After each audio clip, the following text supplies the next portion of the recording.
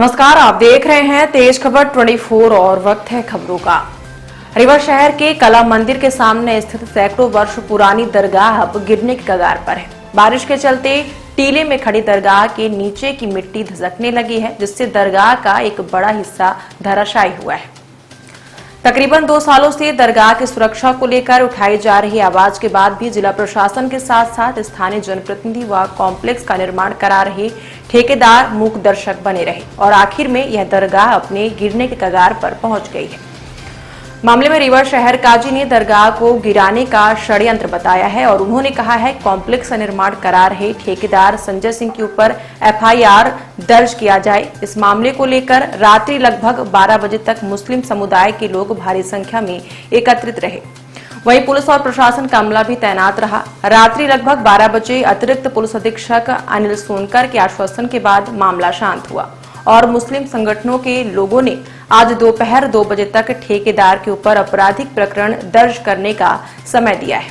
अगर दोपहर 2 बजे तक पुलिस प्रशासन द्वारा ठेकेदार संजय सिंह के ऊपर मामला नहीं दर्ज किया जाता तो एक बार फिर मुस्लिम समुदाय के लोग मौके पर पहुंचकर विरोध प्रदर्शन करेंगे। इस दौरान गहमागहमी का माहौल निर्मित रहा। वहीं धीरे धीरे धराशायी हो रही मस्जिद को बचाने के लिए सुरक्षा के इंतजाम किए गए हैं।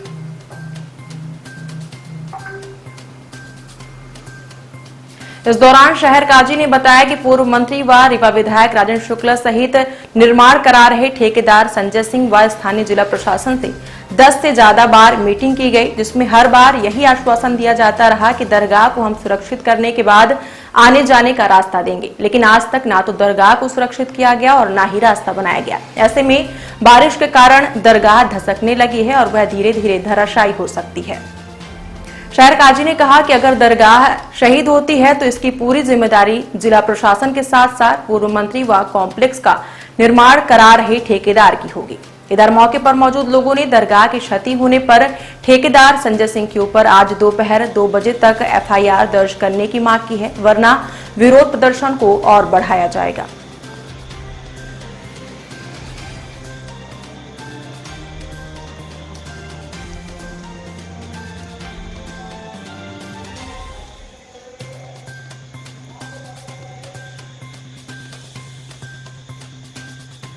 सर हमें कुछ नहीं बोलना है। हमें जो बोलना था हमने गुजारिश कर दी है। हमें एफआईआर की कॉपी हमारे हाथों में दे दी जाए तो हम लोग घर चले जाएंगे और इसके बाद जो भी मजार का आगे का काम होगा, अब वो काम जुमे के दिन जब हम लोग दोबारा बैठेंगे, प्रशासन की तरफ से जिन्हें बैठना हो वो जिम्मेदार शख्सियत, जिम्मेदार हैसियत के साथ वो बैठ जाए, उनका फैसला आखिरी हो और समाज के जिम्मेदार लोग बैठ जाएंगे। उसके बाद ही आगे मजार का जो भी काम होगा उसके बारे में चर्चा होगी। लेकिन अभी आज सिर्फ और सिर्फ एक बात, वो बात ये हमारे हाथों में एफआईआर की कॉपी दे दी जाए, इसलिए कि पिछले 3 सालों से मैंने कई अपने 3 कलेक्टर चेंज हुए, 3 एसडीएम चले गए और हर अधिकारी के पास जाकर मैंने घंटों जाकर उनसे गुजारिश की और सबके यहाँ जो बात होती है वो दूसरी बात बदल जाती। तो अब जितनी बड़ी लापरवाही की गई, आज इतना बड़ा हादसा आप सबकी निगाहों के सामने हुआ है। सिर्फ हमारी बात नहीं, आप सबने भी देखा है कैसे हादसा होने से बचा है और वो तकरीबन आधी मजार गिर गई थी और आज कोई भी हो जाता, कितने भी लेबर लग जाते, अगर ये समाज के लोग, हमारे नौजवान अपनी हिम्मत और हौसले के साथ अगर नहीं खड़े होते तो कभी उसकी हिफाजत नहीं कर पाते।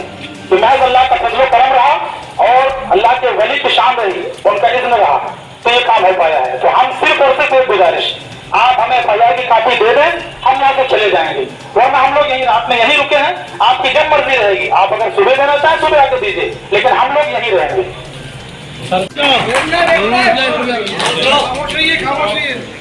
यदि मैं निर्णय लेने की स्थिति में होता तो आपको इतना कष्ट नहीं देता, वरना मैं तकलीफ भोगता ना आपको तकलीफ भोगने देता। तो इसलिए आप समय का जो पाबंदी कर रहे हैं उसको न करें, लेकिन मैं आपको कल 1 बजे तक आपको जानकारी दूंगा। तब तक सब अधिकारी आ ही आते हैं, हम चर्चा करके हम आपके पास खुद आएंगे और बता देंगे। जानकारी क्या देंगे? नहीं, अब जैसे निर्णय हमको लेना है तो निर्णय अगर हम ही को लेना है तो हम आपको बता देते अभी कि नहीं हमने एफआईआर कर दी है, निर्णय उनको ऊपर स्तर पे अपन बातचीत पहुंचा के, और जो निर्णय होगा मैं आपको आकर के 1 बजे तक 1-2 के बीच में आपके आकर बता दूंगा। ठीक है ना? ठीक है। अब इसको आप बढ़ाए नहीं, मैं आपसे विनम्र अनुरोध है कि आप भी बहुत तकलीफ में हैं और जितने हमारे भाई हैं ये भी बहुत मेहनत किए हैं। अब इन सबको जो है रुखसत करें यहाँ से कि जाए और घर जाकर के अपना नहा धो करके भोजन लें और हमें भी मुक्त कर दें इस काम से, तो हम लोग भी जाए। वकील साहब इसलिए विश्वास एक बजे तक सिर्फ अब आप एक बार विश्वास। आज आपने देखा और सुना भी होगा कि आज यहाँ पर सुपर स्पेशलिटी हॉस्पिटल के सामने शहीद अब्दुल्ला शाह रहमतुल्लाह अलैह के मज़ार है। तकरीबन इस मज़ार के पास 3 साल से कंस्ट्रक्शन का काम संजय सिंह द्वारा चलाया जा रहा है। उस काम के शुरू होते ही हमने ये बातें रखी थी कि मज़ार को महफूज किया जाए, उसके सुरक्षित किया जाए, उसकी हिफाजत की जाए। ये इस बात को लेकर के शुरू से 3 कलेक्टर बदल चुके, 3 SDM बदल गए, अधिकारी बदल गए, बातें होती रहीं, बार बार बातें होती रहीं, बात हो करके फिर उस बात खत्म हो जाती थी। यहाँ तक कि विधायक महोदय से भी हमने इस बारे में चर्चा की थी तकरीबन 1.5 महीना पहले। ये सारी बातें होने के बाद आज तक उस मज़ार की हिफाजत नहीं की गई और आज बारिश के मौसम में जब भी बारिश शुरू हुई तो हाल ये हुआ कि मज़ार धराशायी होने लगी।